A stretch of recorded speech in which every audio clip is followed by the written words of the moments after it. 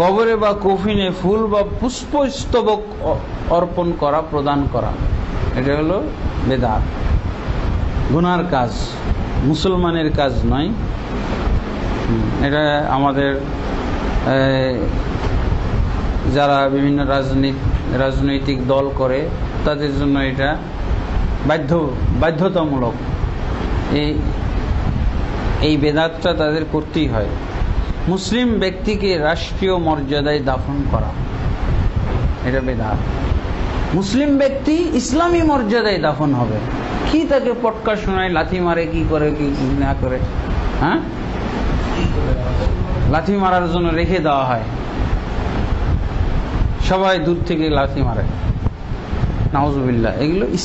এগুলো রাষ্ট্রীয় মর্যাদা।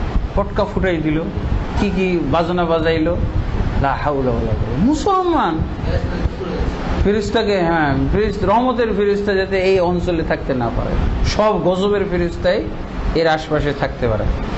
রাষ্ট্রীয় মর্যাদায় কোনো মুসলিমের দাফন করা। যদি ইসলামী রাষ্ট্র হয় তাহলে তো ইসলামী রাষ্ট্রই তার রাষ্ট্রীয় মর্যাদা আর ইসলামী মর্যাদা একাকার হয়ে যাবে।